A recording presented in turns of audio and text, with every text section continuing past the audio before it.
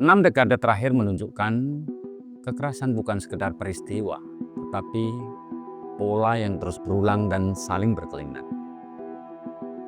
Genosida, femisida, epistemicida, ekosida, dan terisida memperlihatkan reproduksi luka yang tidak pernah benar-benar tertuntaskan. Maka sebelum mengulas bentuk-bentuk tersebut, mari kita lihat lanskap politik Indonesia dalam 1 dekade terakhir.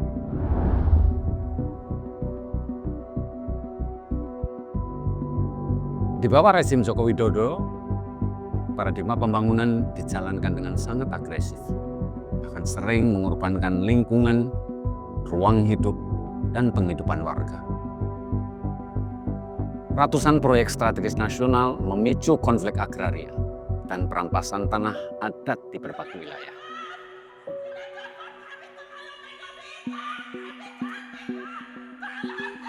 Undang-Undang Cipta Kerja melemahkan perlindungan buruh dan ekologi melalui deregulasi yang berpihak pada investasi asing yang sangat padat modal. Praktik politik dinasti dan cawe-cawe politik intervensi elektoral juga telah mencederai demokrasi semata demi pelanggangan kekuasaan. Setahun rezim Prabowo Subianto berjalan, banyak kalangan menilai spiral kekerasan struktural justru semakin ditegaskan.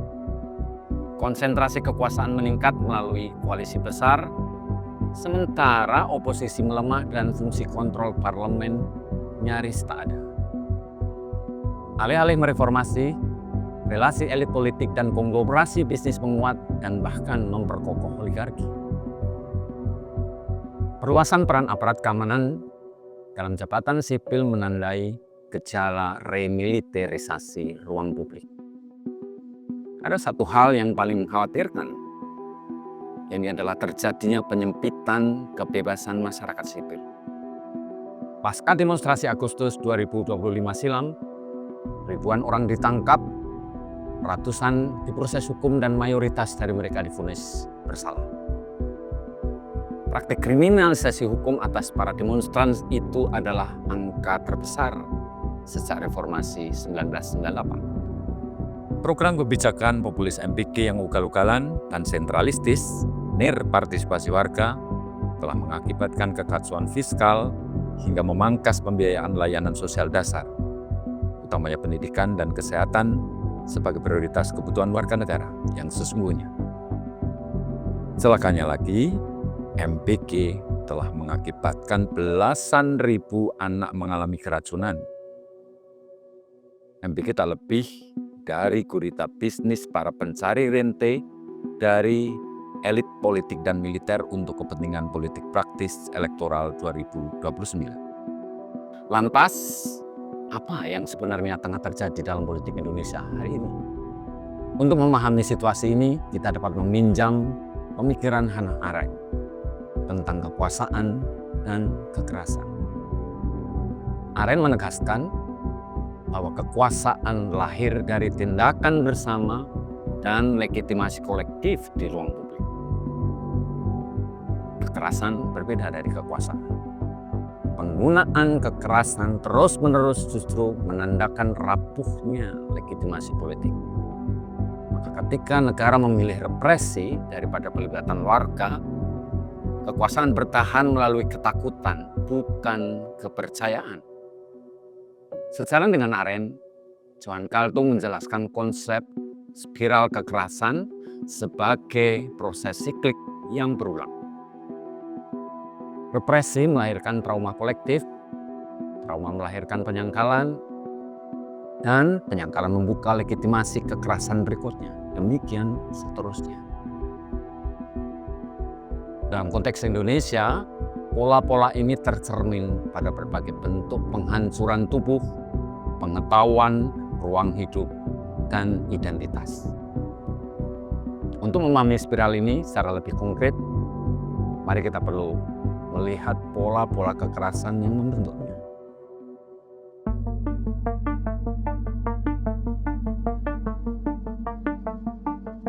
Genosida bukan hanya pembantaian massal, tetapi penghapusan sistematis eksistensi sosial politik, dan kultural suatu kelompok tertentu.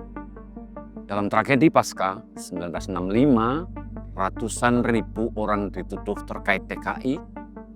Mereka dibunuh, dipenjara, distigmatisasi, hingga lintas generasi. Identitas komunis dijadikan dasar pemusnahan dan penghapusan hak sipil dalam kehidupan berbangsa. Berikutnya, femisida.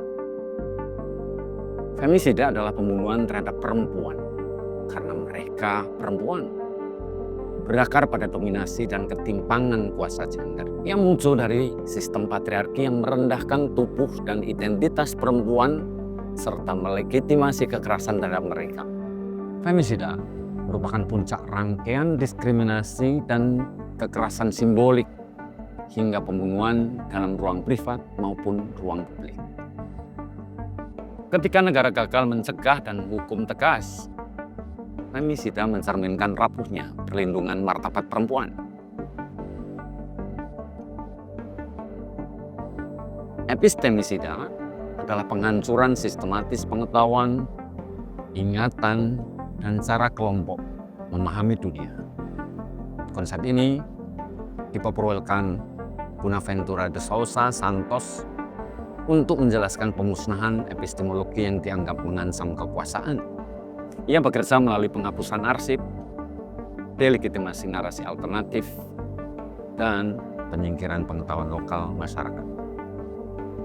Pasca 1965, negara membakukan narasi resmi dan membungkam kesaksian korban dalam ruang pendidikan maupun akademik.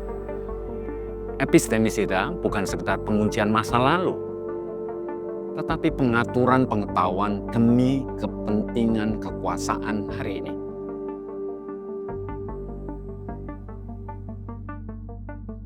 Ekosida adalah penghancuran masif dan sistematis terhadap lingkungan yang mengancam keberlangsungan manusia dan keanekaragaman makhluk hidup lainnya. Konsep ini telah dikategorikan sebagai kejahatan internasional, lebih karena kerusakan ekologis sering merupakan hasil keputusan politik kekuasaan maupun direksi perusahaan. Di Indonesia, pola ini terlihat sejak konsesi kayu, tambang, perkebunan yang memicu deforestasi masif. Hingga kini, ekspansi sawit, nikel, dan infrastruktur memperpanjang krisis ekologis dari kebakaran hutan hingga krisis air. Ekosida menunjukkan alam diperlakukan sebatas komoditas, bukan ruang hidup, kehidupan, atau bahkan penghidupan bersama.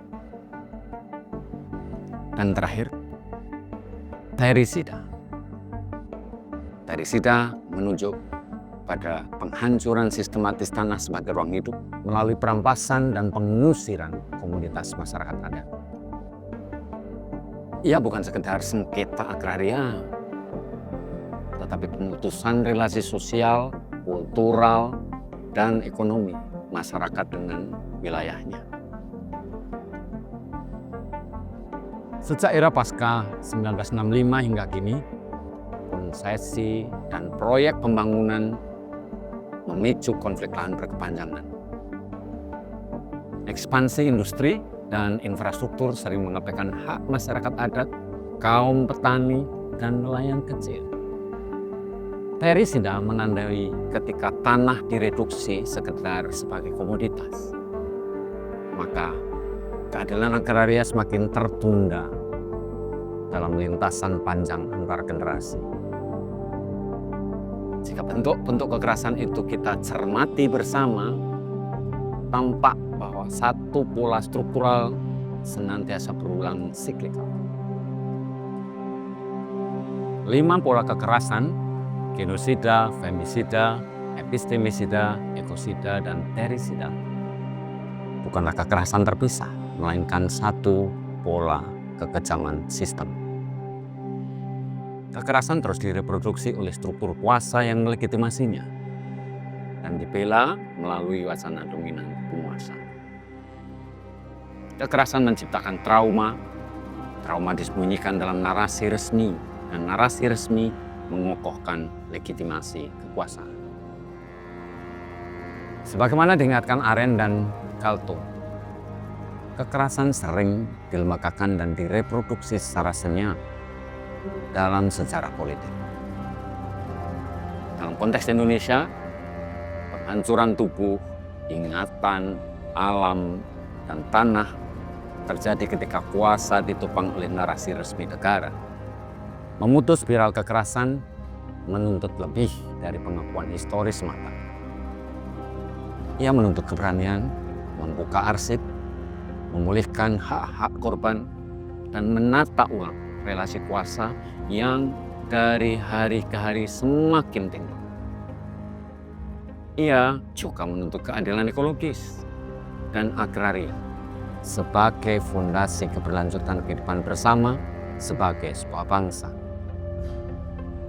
Tanpa langkah tersebut, sejarah berisiko berulang dalam bentuk baru yang lebih halus namun sama destruktifnya.